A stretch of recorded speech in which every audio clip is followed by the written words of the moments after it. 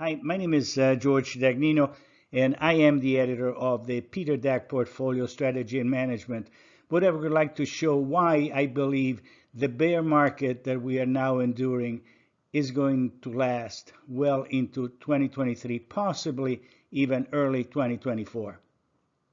In January 27, 2021, I published an article on seeking alpha.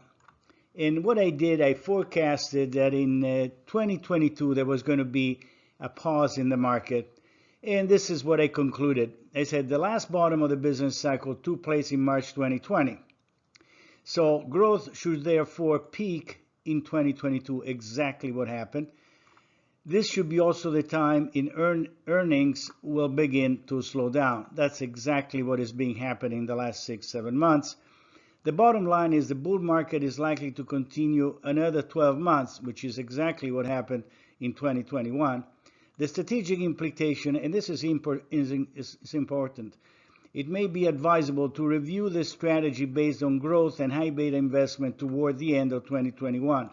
What I was saying here is high beta stocks are going to perform well throughout 2021. However, at the beginning of 2022, you better be careful. And that's exactly what has happened. In fact, I said then, at that time, it may be prudent to revisit the defensive strategy so successful in 2018-2020 down leg of the business cycle.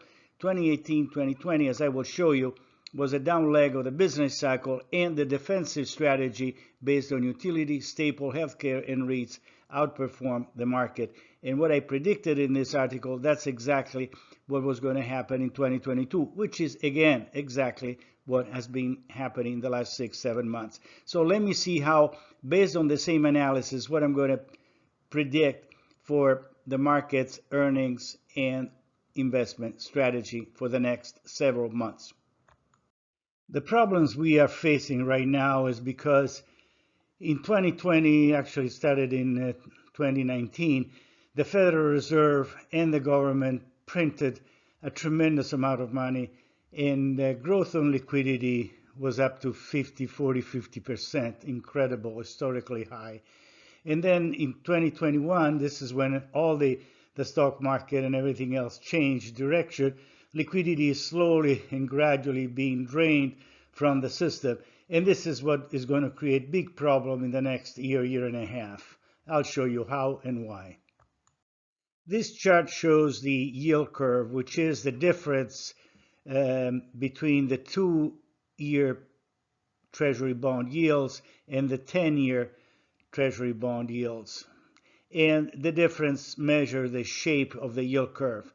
As the difference increases, it means it reflects the fact that the Fed, let me say, print money and there is injects liquidity in the system.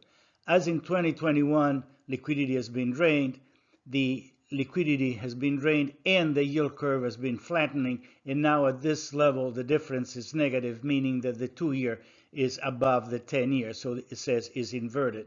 So let's see what happens. Again, remember, this is increasing liquidity, this is slower growth in liquidity, and this is pretty tight financial conditions.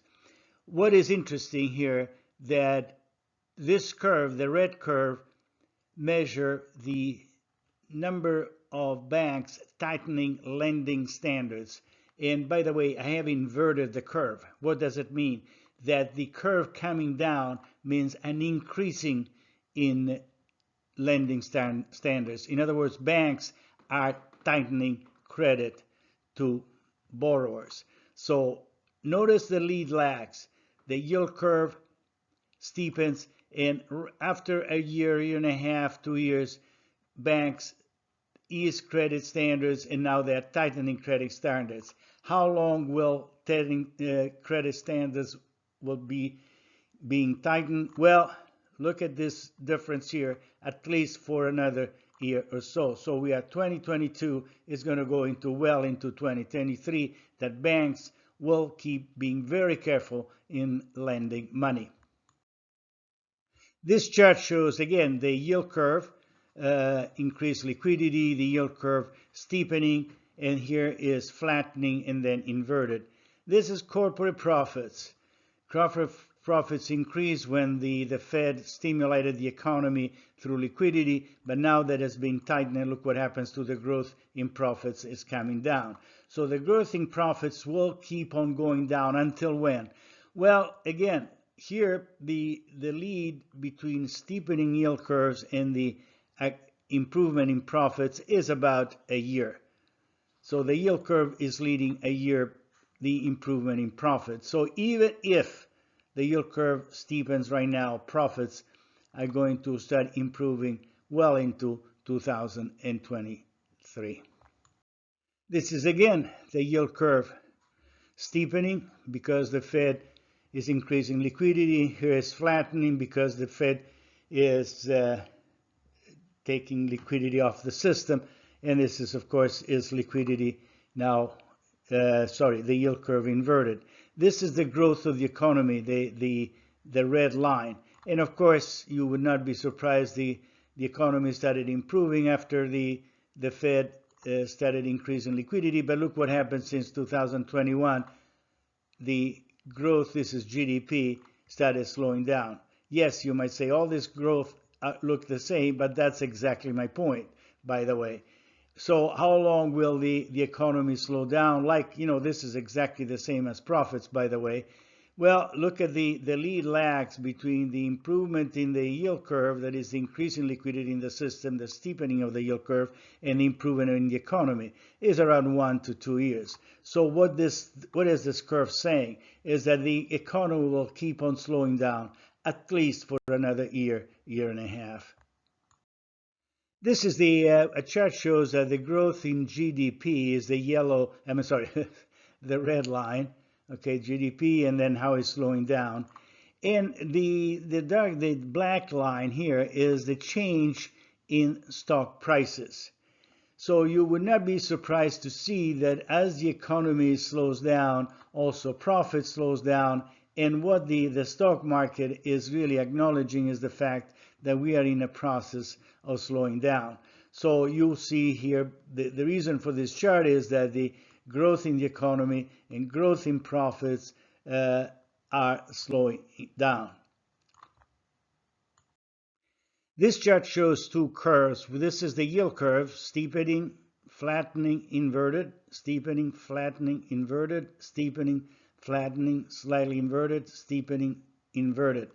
What it shows, and this is the red line is the stock market.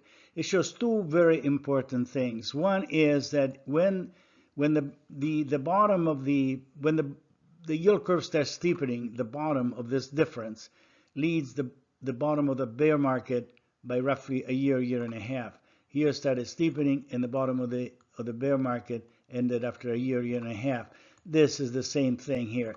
Probably what we expect now is a year and a half from here to have the bottom of the next of the current bear market. But what really, there's an interesting new relationship between yield curve and bear market bottoms, is that when there is a bear market bottom, look at the difference between the 2 and the 10-year. This is 200 basis points. That is 2 percentage points. So, and here the same thing is 100 basis points. This is 200 basis points. This is 200 basis points. So the yield curve has to steepen so that the difference between the 2 and the 10 is at least 100 basis points. So we have a long way to go. This is the business cycle as we compute it every minute from not economic data, but from market data. And what you should notice that the bottoms and the peaks take place roughly after every 4 years. So the next bottom, if this is 2020, the next bottom is going to be probably after 3 to 4 years. So it's going to be 2023, 2024. This peak, which is in 2021 roughly, is going to be the next business cycle will peak sometimes in 2025, 2026. So what is the bottom line? The bottom line is that this business cycle has to go all the way down here, and probably is going to be towards the end of 2023. That's the time when the economy starts picking up. This is when the stock markets start picking up, profits are picking up again, but not before then. I hope you enjoyed my presentation, and I'm looking forward to seeing you really, really soon. So long.